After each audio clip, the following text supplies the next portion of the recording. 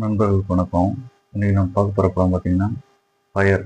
இதில் பார்த்தீங்கன்னா big pass Bala, Sakshi Agarwal, Rakshitha இவங்க எல்லாம் இப்போ பேர் பண்ணி நடிச்சிருக்காங்க.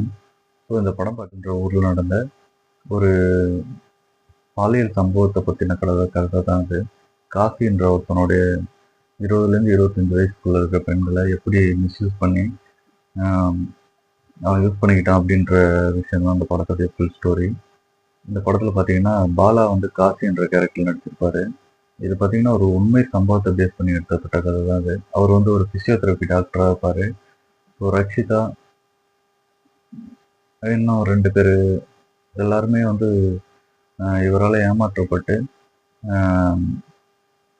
ஏமாற்றப்பட்டவங்க. முதல் சீன்லேயே பார்த்தீங்கன்னா பாலா வந்து அவர் தலையில் அடித்து அவரை எடுத்துகிட்டு போய் ஒரு இடத்துல எரிக்கிற மாதிரி காமிச்சிருப்பாங்க. ஆனால் அது யாருன்றது தான் ஒரு போலீஸ் இன்வெஸ்டிகேஷன் பெருசாக போயிட்டுருக்கோம்.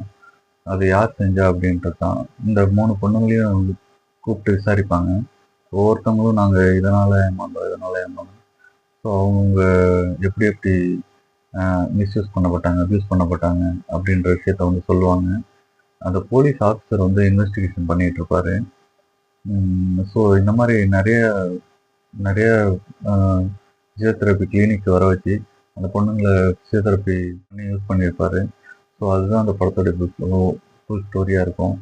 இது பார்த்தீங்கன்னா ஃபர்ஸ்ட் ஹாஃப் பார்த்தீங்கன்னா கொஞ்சம் நார்மலாக போகும். செகண்ட் ஹாஃப் பார்த்தீங்கன்னா நிறைய வல்கர் சீன்ஸ்லாம் இருக்கும். வல்கர் சீன்ஸ்னால் அதை காமிக்காமல் அந்த படத்தை காமிக்க முடியாது. ஒரு நடிகர்ன்றவர் வந்து ஒரு சம்பளம் வாங்கிட்டாருன்னா அந்த படத்தை வந்து எப்படி இருந்தாலும் பண்ணி கொடுத்தே ஆகணும். அப்படிதான் இந்த செகண்ட் ஹாஃபில் வந்து கொஞ்சம் சில வல்கர் சீன்ஸ்லாம் இருக்கும். பட் ஆனால் இது சொல்ல வர மைய கருத்து என்னென்னா, அவ்வளோ சீக்கிரம் யாரையும் நம்பி ஏமாந்துடாதீங்க அப்படின்றது தான் அந்த படத்துடைய மைய கருத்தாக இருக்கும். ஸோ காசின்றவர் பார்த்தீங்கன்னா ஒரு ஃபேராக இருப்பார். ஸோ அவர் வந்து எப்படி பெண்களை ஏமாற்றி மிஸ்யூஸ் பண்ணார் அப்படின்றது தான் படத்தோடைய கதை. பட் ஸ்டார்டிங்லேயே அவர் வந்து இறந்த மாதிரி தலையில் அடித்து அந்த பாடியை எரித்த மாதிரி காமிச்சிருப்பாங்க. ப்ளஸ் இன்வெஸ்டிகேஷன் போயிட்டே இருக்கும்போது பார்த்தீங்கன்னா உங்களுக்கு கடைசியில் யார் கொண்டா அப்படி லேடிஸ் தான், இவங்க 3 பேரும் தான் வந்து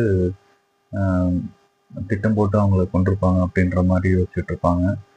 ஸோ கடைசியில் கிளைமேக்ஸில் காமிக்கும்போது பார்த்தீங்கன்னா அந்த இன்வெஸ்டிகேஷன் பண்ண போலீஸ் ஆஃபீஸர் தான் அதை அவர் வந்து கொண்டிருப்பார்.